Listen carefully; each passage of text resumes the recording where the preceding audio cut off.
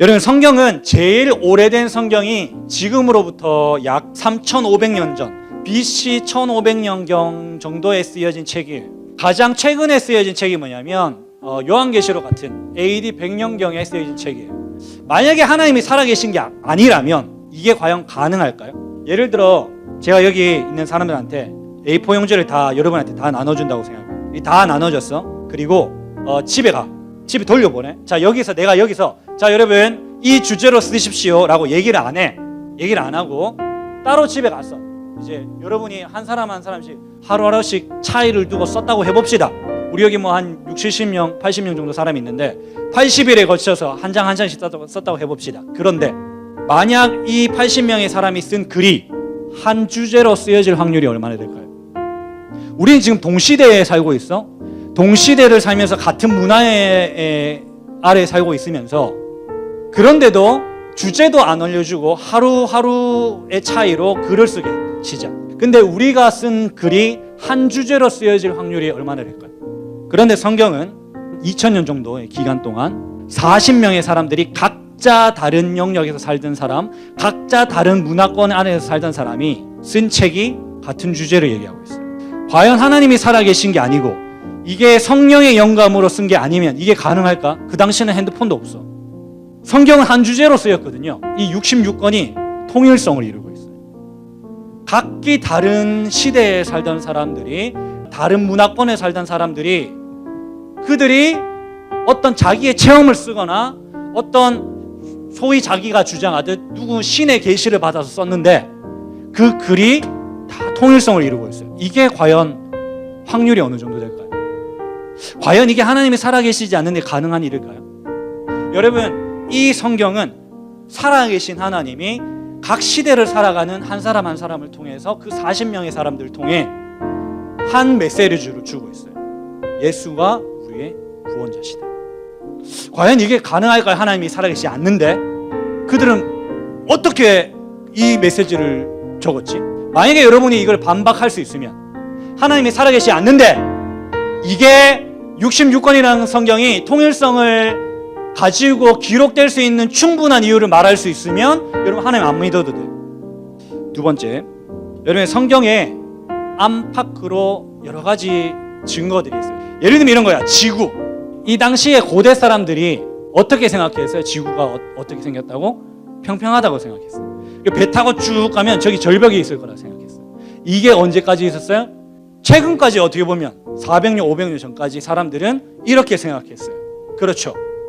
근데 과연 고대 사람들, 그때 사람들은 과연 지구가 둥글다고 생각할 수 있을까요? 없겠죠. 전혀 그럴 수 없어.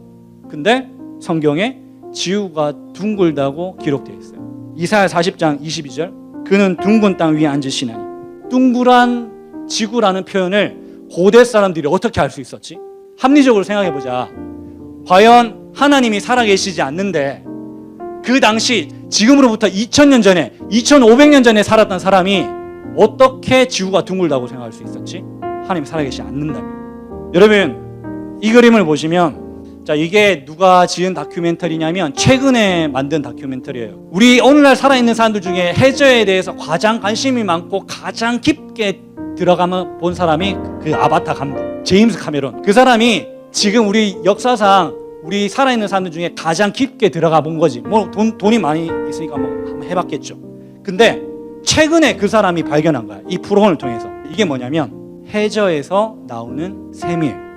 저 깊은 해저를 들어가 보니까 여기 뭐가 있냐면 어떤 바다에 샘이 있는 걸 발견한 거야. 이거 최근에 발견한 거야. 그리고 유튜브 보면 다 나와요.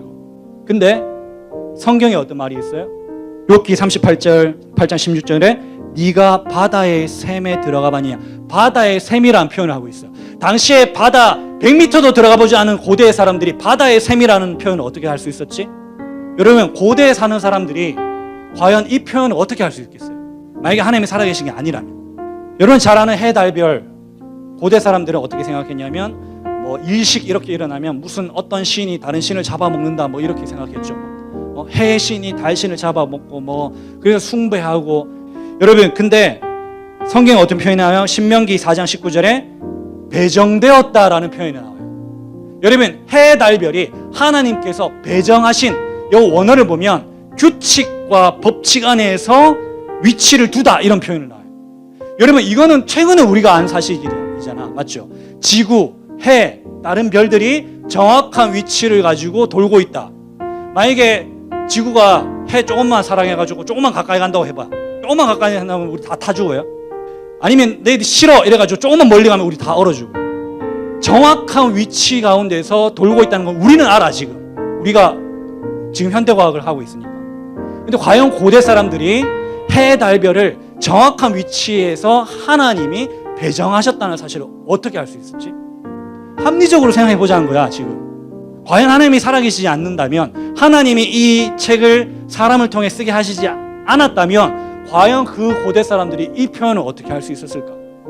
여러분 어떻게 생각하세요? 제가 몇 번이나 방금 얘기했어요. 제가 방금 얘기했던 이런 것들이 하나님이 살아계시지 않고 그냥 많은 믿지 않는 사람, 기독교를 거부하는 많은 사람들이 이야기하듯 이거 그냥 사람이 쓴 거 아니냐, 이거 그냥 신화 아니냐 라고 하는 그 말처럼, 만약에 그 고대 사람들이 그냥 지그들 마음대로 쓴 책이라면 과연 이런 것들이 가능할까요?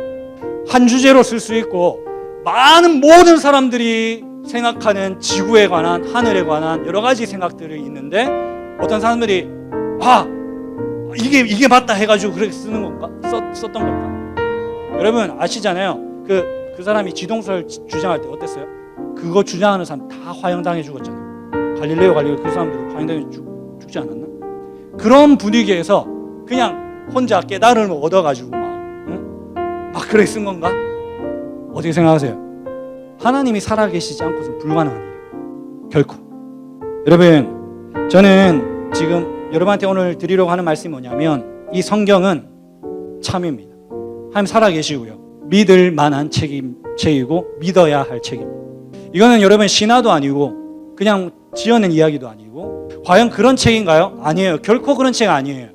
성경은요 참입니다. 정말 그래요. 여러분, 하나님 살아계십니다.